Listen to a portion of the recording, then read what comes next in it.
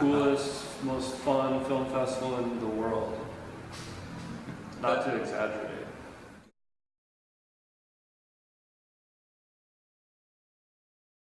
I'm David Fraser, this is Sean Scanlon. We established the Urban Nomad Film Festival here in Taipei in 2002. We've been running it ever since. We're getting ready for our 9th consecutive year. It's going to start April 30th in Taipei. We attended an architecture conference. It's called Urban Flash. And we liked the name Urban, and we wanted a trendy name to give to our festival. I gave David about 30 seconds to come up with a name, and that's the name we chose. There was actually one speaker at that conference named Neil Leach, a British thinker, who had introduced a paper called The Urban Nomad. And his idea was that now you can travel all around the world, but you tend to hang out with the same types of people. You tend to stay in the same hotels, so it's like if you're a businessman, you're in that world. If you're a musician, you're in the musician world, etc. So he said, basically, identity is becoming more related to networks than to actual geographic locality, or that's shifting. So he said these people who were going from urban center to urban center were the new urban nomads.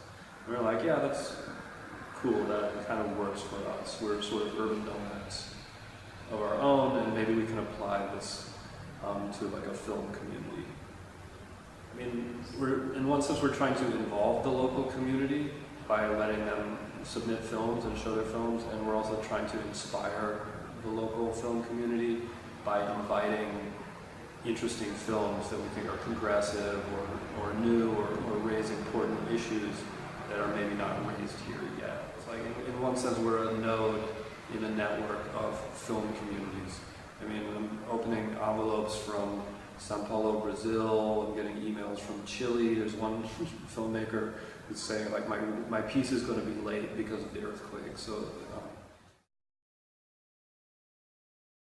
one of the things is we're self-funded. We do get sponsorship, but we're probably the only film festival in Taiwan, or definitely the only film festival, and probably the only arts event in Taiwan. It's not getting government money. We haven't really had been inundated with mainstream audience who raise any kind of moral flag. So it's like we're still an underground or arts or indie community that's pretty supportive of the new idea aspect of what's in the films. I mean, there's still new locations out there, so yeah, this year will surpass anything that people have seen.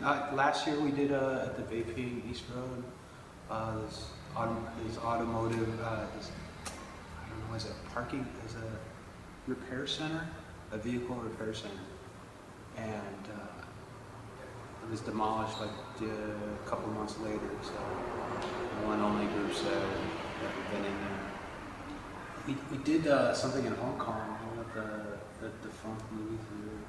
Oh, that was cool too. We were in the lobby, but we rented a out of business movie theater, and one of the theaters was actually piled high with VCRs, so we couldn't show the movie in the theater because it had been turned into a storage place for VCRs. It was kind of weird. So we did the screening in the lobby with it, and it was beautiful. I think my favorite moment was Dave pulled down the screen, the huge outdoor screen at Treasure Hill, and he was the only one standing next to this huge scaffolding thing. And I looked over and saw his look on his face. He pulled it over the roof. Yeah, he was trying to secure the screen, and he actually pulled too hard, and the whole thing fell over. That was before the screening started. No, but in Treasure Hill, before it got shut down for renovation by Taipei City government, that we did it 1 year there, outdoors on the grass, with the highway bridges and stuff, and that was definitely one of the favorite locations.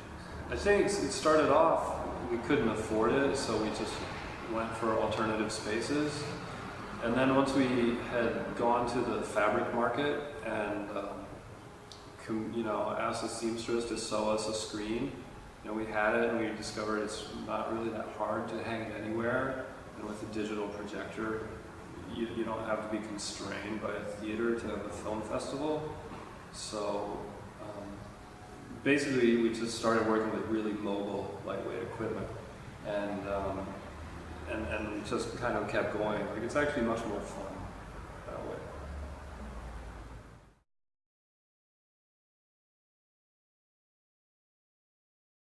This year, we've found a bunch of great documentaries related to environmental issues and issues of social justice that are not only like important, they're also entertaining and engaging.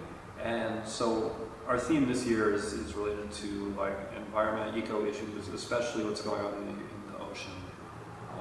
And we'll have 2 or 3 great films about that. And, one film is about shark finning, about sharks fin soup. I think it's an important issue that some people need to be aware of. We also select films that have a tie-in to the community. So we know the environmental community here, like 10 or 20 groups here. We've kind of invited them to participate, to attend the screenings. But I think the reason people keep coming back is because there's no other festival like it, because it's fun. It's like, well, that's the feedback we get. It's like, your festival is fun. Oh, yeah, You know? interaction. It's like people can Get your own chair or something like that. Every year, Well, no, I mean- every year people are, there's no chairs. Like, there's a pile of chairs over there. Go, yeah. I'm not gonna hear. So, I mean, the advice I would give would be get involved.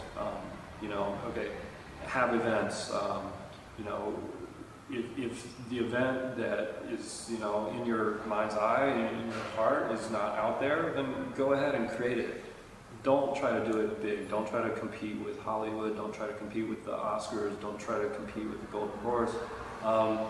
Do your own thing and just grow it. So that's pretty much. Just gonna tell people to be creative. Don't copy other, or don't show Hollywood. Just because you have put up a screen doesn't mean you can play a Clint Eastwood movie. Try to get original content. At least contact the people who made the film and try to get the permission. Yeah. It's really important. Like, we don't just show movies. Have a DVD. Like, we try to pay the filmmaker screening fee, and we subtitle the film. Costs money, pain in the ass to translate, but we get that done. But in the end, we find it's kind of it's rewarding in a way that when you do those things, you actually have a connection with the work, and that often translates into a connection to your audience. So, like if you can invite a filmmaker, if you can have local filmmakers come up and speak, so then you're like seeing something, and then you're also interacting. Interaction is really important for us.